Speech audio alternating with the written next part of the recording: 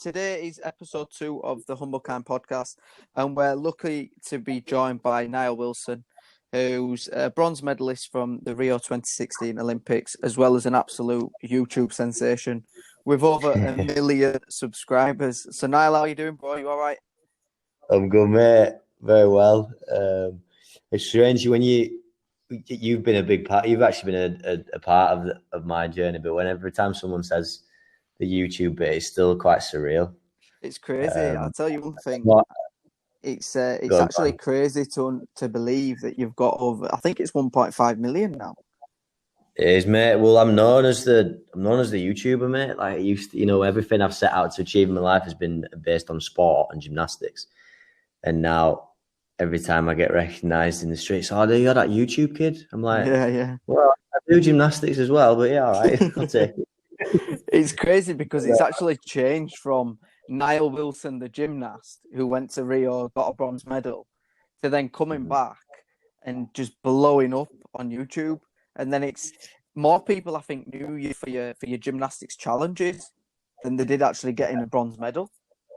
Yeah, well, it's great. It shows the power of the digital world we're in and social media. But my goal and gymnastics isn't mainstream. It's not one of the biggest sports in the world. Not everyone loves it or likes it. What happened was, I realized people liked to laugh and be entertained, and I'm just so proud and grateful that I can push out gymnastics, the sport that I love and that I believe is the best sport in the world, to the platform that I've now built. And all it was just, mate, I just didn't love making videos, mate. I just enjoyed making a video every week. And it was like for you as well. It was before even like you started getting the hundreds of thousands, millions of views. You were doing it years back, like your trampoline videos and your trick shot videos. Yeah, mate, you go back down the channel. I was about 11, 12 years old when I started making videos.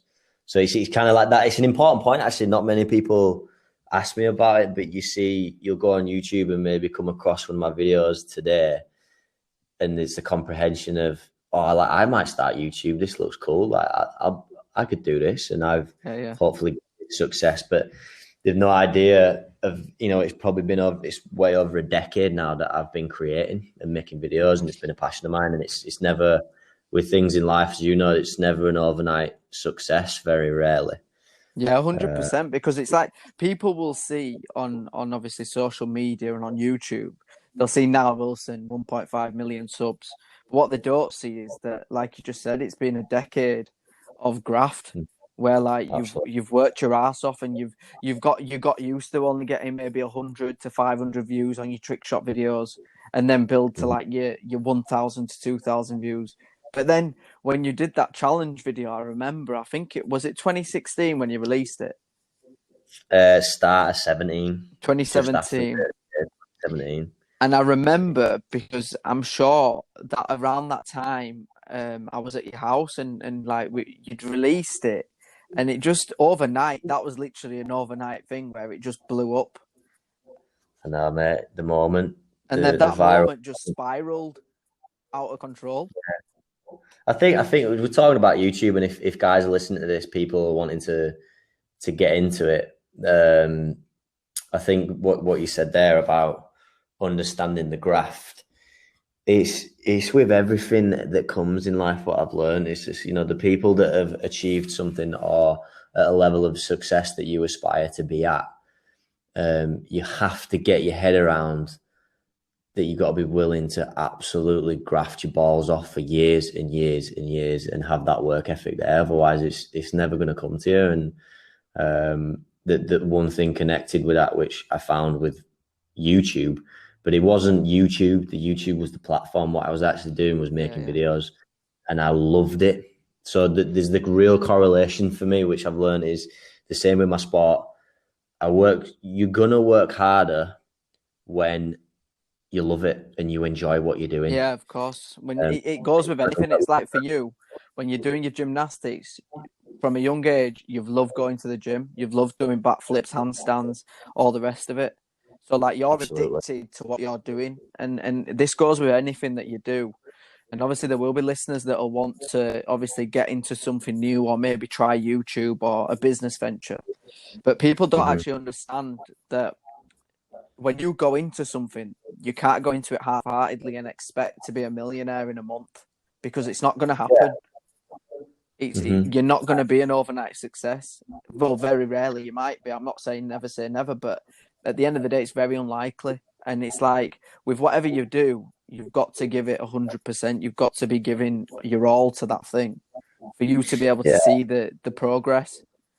I think so. I mean, it depends what you want to achieve. There's like, you know, you mentioned the word millionaire there. Like, there's a reason that less than 1% of people in this population are millionaires.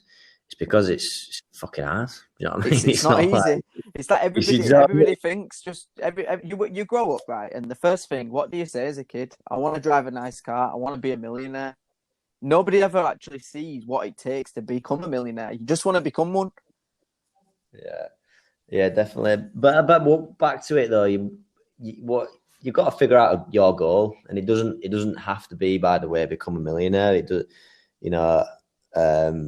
It can be whatever it is. I think where I struggle with certain people is when they say one thing but do another. You know, what I've learned is you kind of, your actions have to map your ambition, and there's nothing wrong with your ambition being whatever it may be. You know, happiness has to be for first and foremost the ambition, and the journey that I've been on with my mental health and things like that. That's something that I want to talk about later.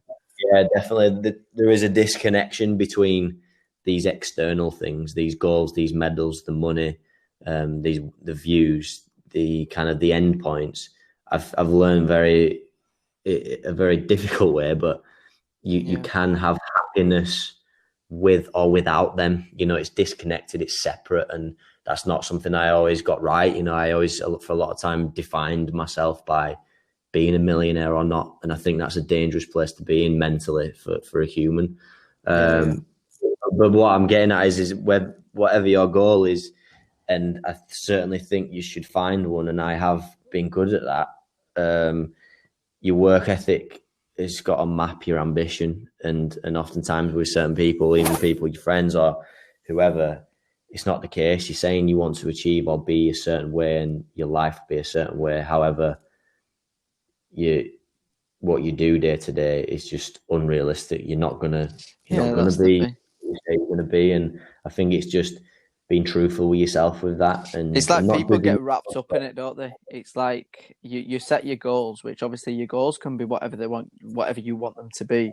And no, you should never let anybody kind of limit your goals and ambitions. But at the end of the day, the only person who can help you achieve those goals is yourself.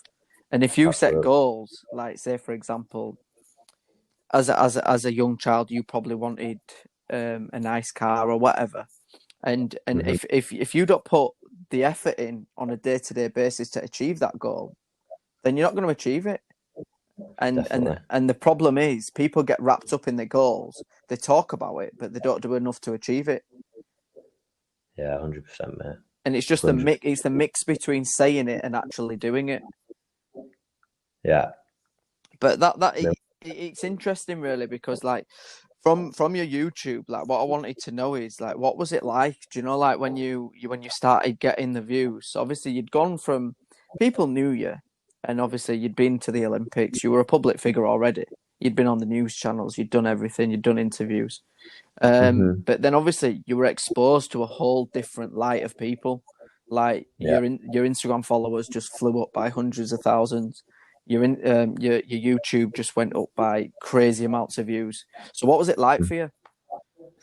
It was awesome, mate. I'm not gonna lie. I mean, when I look back at the time, I was the king of the world to me.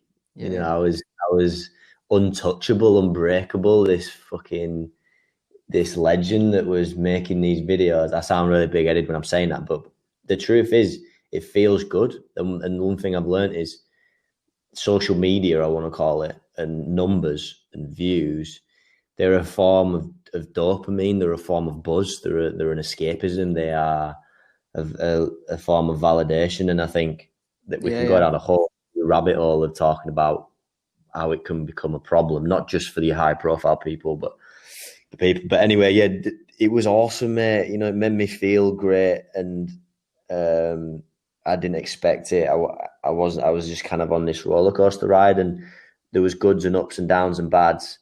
But I think it's difficult to prepare a human to be able to cope with that. So then, you know, very quickly I fell into a trap of, it was absolutely awesome for a period of time, but then I started to define myself by those numbers. And then all of a sudden, you know, usually in life, bro, like what goes up sometimes often does come down.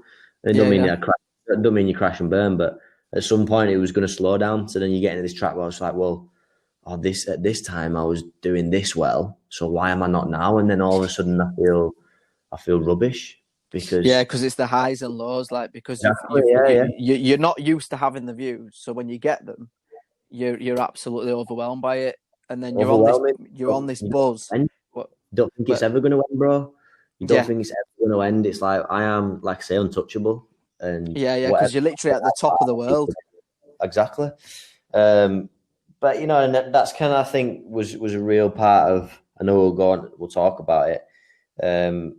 Played a role in my mental health struggles because I began to believe that those views and those numbers were my real happiness and where I'd get my fulfillment. And again, it's just substance. There's nothing to it. It's like you feel happy when you go out on a Friday night and drink alcohol. Like you feel good, but that doesn't mean that you are happy. That you are happy, because it almost seems like, you know, like not just with yourself, but with a lot of people that are in the limelight on social media. Obviously, when you go from nothing to having loads of followers, and obviously then you start getting interaction with other people, so your profile's open to a wider audience.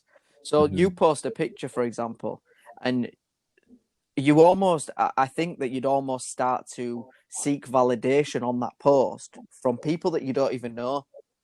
So it's like you're doing it in essence for the likes, for the views, and you're doing it to impress other people. And that's where I think, obviously I don't know because I've not got the followers, but I feel like it turns into something where you're doing it for yourself to actually where you're doing it for other people. 100%. And then it becomes, sometimes what once was an amazing thing for me, certainly, it becomes a pressure and a burden. And I've been, you know, and I got lost into this, right, I now need to make content that's a business, and I now need to make content that people want to see, not what I want to create and love making. And I think Instagram's a great example of it for everyone. It's we feel now the pressure, or the, you know, society's fueled this, we've fueled this to paint the picture of a perfect life. And that's just not true. You know, like we don't have a perfect life. You know, the perfect family picture that people have put on that's got 1 million likes in lockdown and they're having a great time. You know, 100% behind that picture is a fight. There's something that's happened. You know, like that's normal family life. I came to see you the other day and you're bickering, you're fighting everyone. But when we go on Instagram, it's like you came the other day, like you just said. I was stood at the door with my sister. I'm bickering and arguing with my sister in front of you just because it's normal life. But if I went onto Instagram and I posted a picture of me and Natasha sat there smiling, you'd be the best friend. We'd look like best friends, like we've never argued in our life. And it's more so than it's a huge proportion of it is to do with the way that you look as well, which is it, you know, that adds its own insecurities and pressures, because like use the female, the teenager, for example, that's looking up to these supermodels on Instagram, these Instagram models that got millions of followers that are getting the bum out and they're in bikinis, and they've, you know, by the way, a lot of these photos and pictures are photoshopped, and it just, the girl or the person scrolling believes I need to look like that. That's my measurement of metric of success. It's because like now you must have noticed yourself, like people now from the ages of probably 13, 14, they're on social media. They start seeing these Instagram models. They start seeing them in bikinis and whatnot. And then all of a sudden, that person becomes their goal. So they want to be that person because the way that that person's portraying themselves, because of the followers, because of the likes, the comments that they're getting. But what the 14-year-old girl doesn't understand is what's actually behind that picture. Exactly. Yeah. What's Like, underneath is that Instagram model really happy? Who knows? Yeah. You'll never know because the only thing you see is her profile on Instagram. 100%. And I think the takeaway from it, we could chat for ages on what it all looks like, is try and be aware that it's a game that people are playing, and it's not a great one. And what I try to do with my content is be authentic, just be myself, because then there's no mask that I'm wearing that I have to be stressed about or feel I have to portray a certain persona. It's just, if I'm making content, I'm putting an Instagram post up, like, that is me. That's me. That's Nile. This is who you're going to get. If you meet me in real life, that's what you're going to get. And I don't have to wear a mask when I meet people, and try and just have that awareness. If you're listening to this and you feel like you're in a trap, as this, you have to produce the perfect looking picture today, and it needs to get 300 likes. It needs to get it because that's what you got before. And if you don't get that again, that means that people don't like you. You're seeking that validation from just numbers, and also, by the way, people that you don't care about. Yeah, they've got no relevance to your life, really, have they? No, absolutely not. And I just think maybe me saying that, or we having this conversation, might have helped someone go, oh, geez, that's me. I get it. And I think having the awareness on the whole situation of what is social media just adds a little bit more power to it. Do you know what I mean? It just helps 100%, people. Because people don't actually understand it. I think everybody, well, the majority of people, they've got wrapped up in this trap. And they don't actually know what they're doing it for. They don't know the purpose of what they're posting for, and a lot of people just fall into the trap of I'm doing this for somebody else to gain the likes, to make myself feel better. If you get what I mean. Well, I'm going to say that the purpose is for likes. That's exactly why they're doing it. And then oftentimes they don't be the self because they think, if I be myself, it's not going to get likes. You know what I mean? Exactly, because like somebody. It's funny, really, because it's like you see now with these Forex traders. I don't know if you've noticed it yourself, but like for them to gain clients and for them to gain like interest, they're posting like wearing Gucci clothes and expensive designer stuff.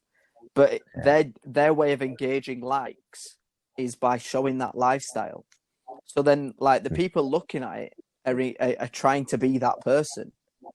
So they'll post those pictures to act rich, to act cool, to act like this individual.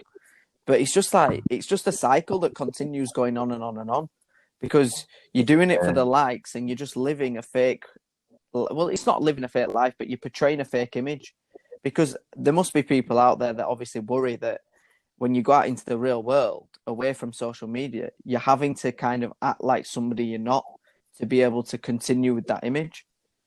Yeah, it's just stressful, man. And what you say about the clothing, oftentimes when people kind of they feel lost or unhappy, there's kind of an escapism, and that can be with alcohol. It can be with the way it can be with food.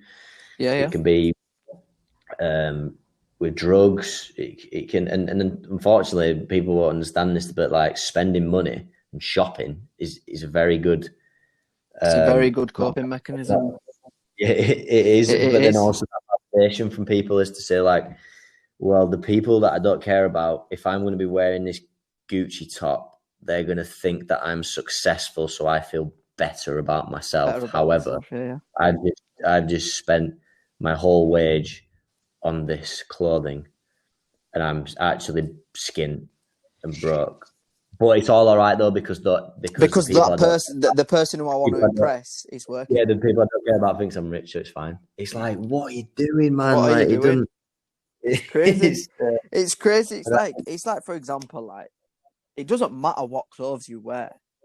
You shouldn't go if you get paid. Say, for example, you get paid. It's end of the month. It's payday. You get paid, say, £1,000. You go buy some Gucci trainers that are 900 quid, 800 quid, whatever they are. You've just spent 90% of your wage on some trainers that you're trying to impress somebody that don't really give a shit what you're wearing or not. You could be wearing trainers from Primark and he probably won't give a fuck about you. But you've gone and got the Gucci trainers and you think you're impressing that person. But it baffles me, really. I feel like grabbing some people and be like, listen, save your money. When you've got 10 grand, go buy some Gucci trainers. Until then, keep saving. Well, that's it, mate. And I think, I've been on a bit of a different journey. I'd never, at the same time, I've never judged anyone for doing that. Like there's a reason for it. And I'd like to be able to have conversations like this where we can help it clear and maybe help people understand that it's not going to do that. But I've earned money, mate. Yeah. A lot. And then I've got into a trap of living the lifestyle. I'm sat in my flat now. It's a penthouse in Leeds. Like I've got all the ridiculous fucking Gucci shit. And when I was doing it, it felt great. I bought the bags, I bought the clothes, I've got all the gear in the penthouse. It's amazing. And then following from all that happening, I really went into a difficult place with my mental health and suffered with depression. And it was, I don't regret a single thing that I've done or decision that I've made, but it was a real eye-opener for me in real life. Because when people go, money don't buy you happiness, you go, well, yeah, right. You're just saying that because you've got it. Yeah. And I lived it, mate. I absolutely lived it. And you know what? It was a mini buzz every time I bought. Every time you go into Aberdeen in Leeds, I've been there. I've done it myself. I still do it now. I still get wrapped up in it. Yeah, mate. And it's fine. But at the same time, I don't want to knock, because you should have an ambition to buy Gucci trainers. Like if that's what you want to achieve, and that's amazing. I love fashion. Part of it was I enjoyed the fashion. But then what I realized was quickly, like you said, and probably people that do it say it, once I've worn the shoes for 14 and a half minutes, I forget that I've got them on. No one actually gives a shit that I've got them on, really. No, we actually don't. On the night, particularly, you buy it to go out in, to impress people, but they don't give a shit, mate. They don't care. It's ridiculous. It's actually ridiculous. There should be a different reason to want to.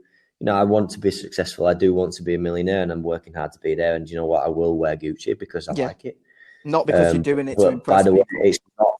It's not to impress Joe Blogs because I want his validation on my success. It's just because I'm happy and I've worked hard to achieve that, and I enjoy fashion. And I think it's an important conversation that we're having. It might hopefully just open some people's eyes, because I know you see it, and I get wrapped up in it myself. I know you've got wrapped up in it yourself. It's just it is a difficult cycle, because what happens is you work hard, and when you're working that hard and you do it, I've done it. I got to get into the office every day. I'm working my ass off to achieve things in life and to get to my end goal. But along the way, you do want to spend your money. You want to go buy nice things. You want to treat yourself. But it's always, I think people, especially listeners, hopefully who are listening to this, you need to realize, what are you actually doing it for? Are you doing it because you've always wanted those trainers and it's a mini goal of yours? Or are you doing it because you think you're going to go out and everybody's going to be looking at your new trainers? Because I think there's a fine line that can easily be crossed. And obviously, it's not always about impressing other people. But anyway, aside from Gucci trainers, we've talked enough about them. So your mental health. So you've just released an absolutely amazing documentary on YouTube. It were absolutely class, bro. I've got to tell you, it was so raw and just upfront. And there were certain things that you said on there that, to be honest, I wasn't even expecting you to say, but it was amazing. Yeah. So why don't you start by telling the audience by just a brief introduction of how obviously you went from on top of the world with all your achievements to obviously down a slippery slope into depression and obviously issues with your mental health. Yeah, I appreciate that, mate. It was a difficult thing to tell this story publicly, but basically what happened to me, I think, and I'm still learning through the journey, is Um, I'd achieved a lot in such a short period of time, which was brilliant. But like we was talking about in just now, was I'd kind of fell into a trap and got wrapped up in that all of these numbers, all of these medals, all of the Olympics, and it was kind of real life, and that's where I got my defiance as a person. Yeah. Success. And it wasn't a very stable place, particularly for my mental health to be in, I think, because it was, like you said, highs and lows. And so when a video would do well, or I'd have a good training session, I'd get this buzz and I'd think that I was happy. But then when injury had come along, or something bad would happen in life, I would just crash and burn, and it knocked me for six. I kind of went through these huge extremes, which is part of my personality. But I struggled to find that real anchor underneath that bubble that was who I was as a person, and who I wanted to be on the earth, and my relationships, and my friends and my family, and what they were all like. And I'd kind of lost connection from that. And then basically what tipped me over the edge was at the start of 2019, underwent neck surgery. So I had a real serious neck injury, which put me out for a long time. But I'd have to have surgery, which was basically to remove a disc and put a metal plate in my spine so that the spine had fused together. And it was. Is that the one that gave you the absolutely crazy scar on your neck? Yeah. So it was a cool scar, but it was. I remember. I think I saw you just a while after you'd had it, and you were like, "Look, bro, at least it's giving me a scar." Yeah, it's something to talk about. Definitely, but that injury really tipped me over the edge, and that was like when I'd fully lost my who I was, defining myself by this strong, powerful athlete with success and inspiration, a YouTuber, a content creator, and then I'd literally at the lowest point, I'd literally had to learn how to walk again, with having that injury, and then I began to just feel really low, and I struggled with my well-being and feel really anxious all the time, and then with my mental health deteriorating, my behavior started to be a bit more crazy, and I'd feel a need to escape. So I drank a lot of alcohol, I gambled a lot. Those were the main two. But on a basically, I got into this cycle. Sorry, carry on, bro. No, I got into this cycle of feeling really low and anxious without being able to explain why. Then using alcohol and gambling to remove the pain and escape from it. Then the gambling and alcohol made it worse. And then I felt even more anxious. I felt shame and guilt. And so then that had caused me, it was just that negative spiral and cycle that I was in, using the alcohol, then the depression, and they just fed into each other. And I ended up in just a horrific state of mind. It was like when in the documentary, your dad was talking, and I think it was about you going to Headingley Stadium to watch the cricket, and he was saying about, I know you very well. I've known you for a good few years now, and we actually met at Headingley Stadium. Funny enough, at the Rhinos game, and I know what you're like. You'll always be there on time. You'll always be happy. You'll always be smiling. You'll have fun, but you'll always be very professional. And obviously, with what your dad was saying, obviously you'd been out boozing the night before with your mates, and you'd already got wrapped up in kind of that circle of partying, drinking, gambling, all the things which you were trying to use to get you away from feeling down and depressed. But obviously, like you just said, they were actually making it worse and not better. So anyway, so your dad said that on the documentary. Obviously, it was interesting to see. He was like, you turned up obviously late, and the first thing you wanted to do was start drinking. And it's interesting because it was like, I'm guessing you knew you were late. I'm guessing you knew you probably messed up a little bit, where you disappointed Joanna and you disappointed your dad. And then obviously if you started drinking, the last thing on your mind is going to be the disappointment that you've caused. Well, so it's mate, just like I was so fucked that I actually didn't give a shit that I was late. On the day, thinking back, it's horrendous, and like, you know, there's a whole side of that film. If you watch it, bringing the family and their perspectives is really important, because you realise someone going through mental illness, it affects everyone around you. Or you listen to this, you may know someone, a parent or a friend that's struggling as well. You know how difficult that is to cope with. But they gave their side. But that day, I didn't give a shit, mate. I was like, I'm the big guy.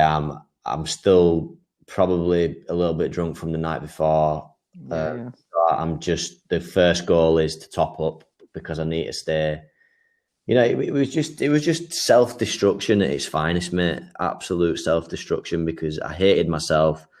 I hated how I was feeling, and every day was a battle. And the only way I was able to cope with that was just drinking. So that's what I did. And then I was being a dick to everyone. You know, we weren't really communicating that much in that time, but I'd have been the same to my friends. And I just started becoming this person that I knew I was pushing everyone away from me, and I was going down a path that was leading me to a scary place, and somewhere. Because it was also interesting, because you said that in the documentary, and then you were like, you didn't know how to get yourself out of it.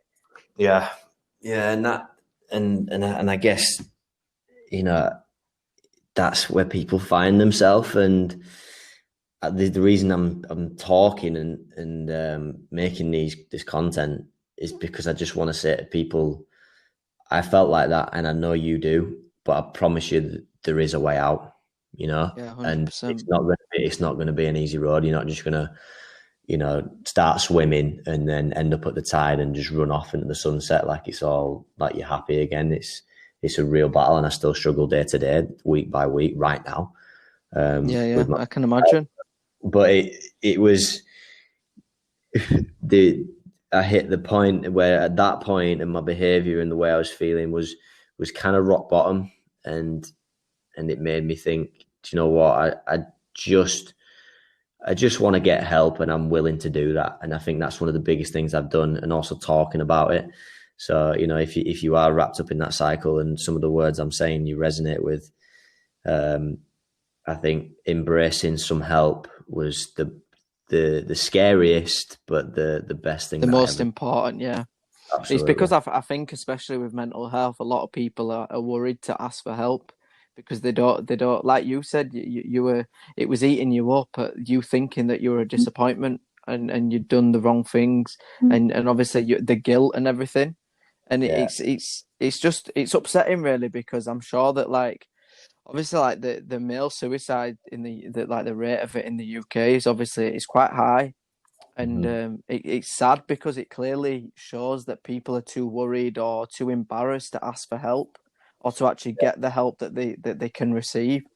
But obviously, like you said, obviously the listeners, I hope they take on board what you're saying, and if they are obviously experiencing any mental health issues, or any depression, or anything of the kind, obviously help is out there. And you're a key example that, look, you can be on top of the world, you can drop to the bottom, but you can always climb your way up the ladder again, and you can always come back to a place where you're happy. But how are you feeling now? Like, obviously, so you dropped the documentary, and obviously I know it's been a roller coaster ride for you. So how is it now for you? Like, I think it'd be interesting for the listeners to know, like, how is it for you now on a day-to-day basis? Like, are you happy all the time, or do you have, like, your off days, or what's it like?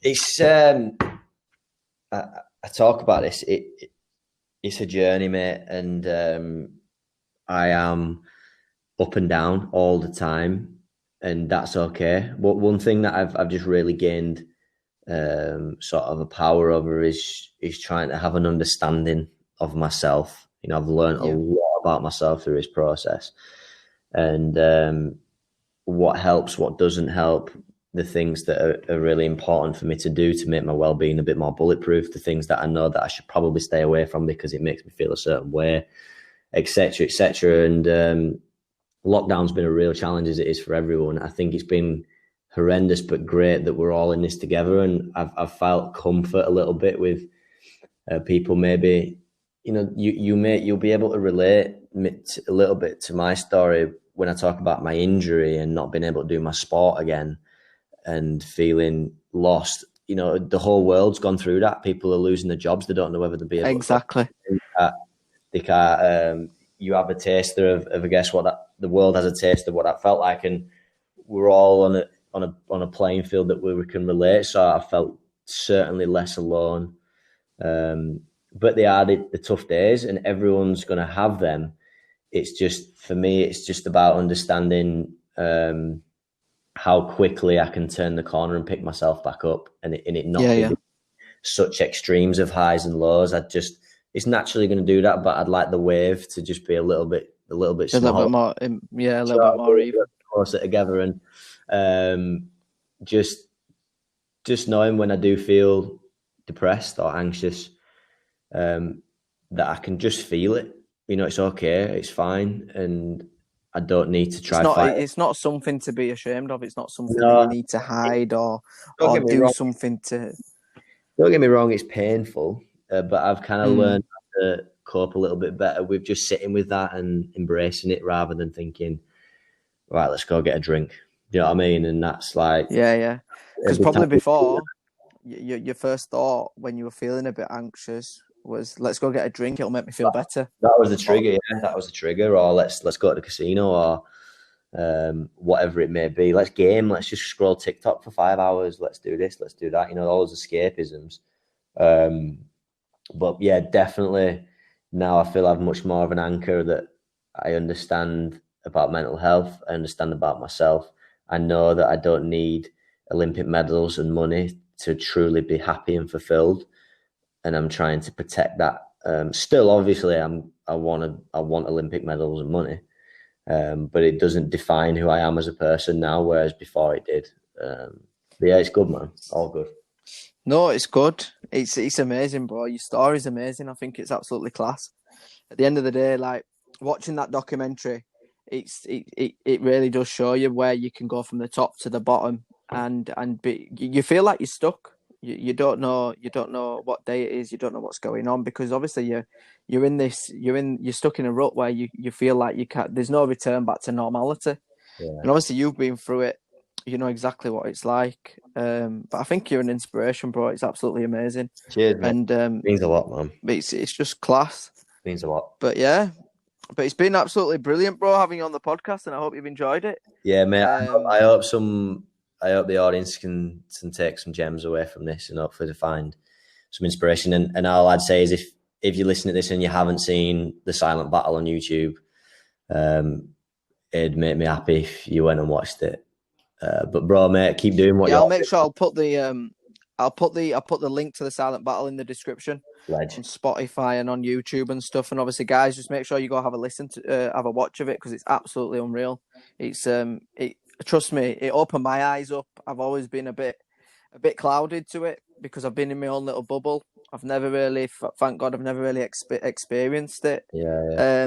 But it even opened my eyes up to it, and it really makes you realise the things that you can go through in life and what other people are experiencing. Definitely. And no, it's absolutely class, bro. And just keep doing what you're doing. I will do, mate. Olympics, maybe next year. Absolutely. So we'll be there. I want to see you getting that gold medal, bro. I will definitely do that, mate. Let's go. I can't wait to see it. You keep working hard. Train smart. Keep it real, bro. Let's go. You too, man. Cheers, Ben. You take care. See you later. Nice one. Bye-bye. Bye-bye.